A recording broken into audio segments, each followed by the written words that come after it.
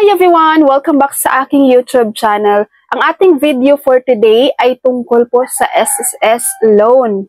So, may natanggap po akong comment. Itago ko na lang yung pangalan niya. Ang sabi niya, tanong ko po sana ma'am, kasi na-terminate po ako ngayong July 16, 2024. Unemployed po ako. 4 na hulog na lang po ako by November. Pwede po kaya ako makapag-loan? Alright, so marami akong nare-receive na ganitong concern, no? Nag-resign, tapos gustong mag-loan sa SSS.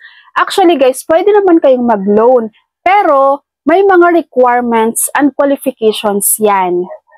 Okay? So kapag kayo ay dating employed, and ngayon ay resigned na kayo, no? Magvo-voluntary na kayo, kailangan nyo po ng 6 months contributions as voluntary bago kayo makapag-loan kay SSS. Ngayon, kung ang tanong nyo, pwede bang bayaran namin in advance yan para makapag-loan kami? Pwede nyong bayaran in advance yan, no? 6 months, one-time payment. Pero guys, kailangan nyo pa rin hintayin ang 6 months. Matapos ang 6 months, no? Bago po kayo makapag-loan kay SSS. So, ganun din siya. Kaya wag nyo na lang i-advance payment. I-monthly payment nyo na lang hanggang sa mapuno nyo yung 6 months. Matapos ang 6 months.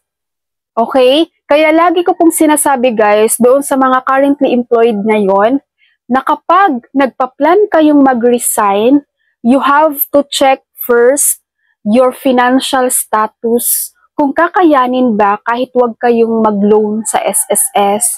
No? Kasi merong ibang kaya namang hindi mag-loan kapag mag-resign. May iba namang kailangang mag-loan talaga bago mag-resign. Kapag na-check nyo na ay kakailanganin ko ng mag-loan kasi hindi kaya na wala akong trabaho tapos wala akong pera. Ang kailangan nyong gawin guys, bago po kayo mag-render ng inyong resignation, mag-file na kayo ng loan, ng SSS loan. At hintayin nyo na ma-approve yan ni employer. Pag na-approve na yan ni employer, tsaka kayo mag-file ng inyong resignation letter. No? Dahil si employer po, once na ikaw ay employed, kailangan i-certify kasi ni employer ang iyong SSS loan. No? Ngayon, kung mag-resign ka na, tapos bigla kang mag-file ng SSS, of course, hindi na talaga yan i-certify ni employer kasi hindi ka naman na nila employed eh. 'Di ba? Nakuha guys? Kaya dito sa concern nyo po sa nag-comment na to, kailangan pong mag 6 months muna kayo ng contributions kay SSS. No?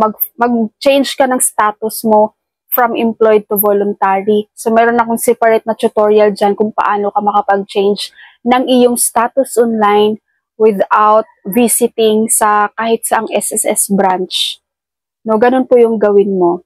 Okay, so kung meron kayong mga questions or concern with regards to this video guys sa SSS loan, just comment below, sasagutin natin yan. Thank you so much for watching everyone. God bless you all.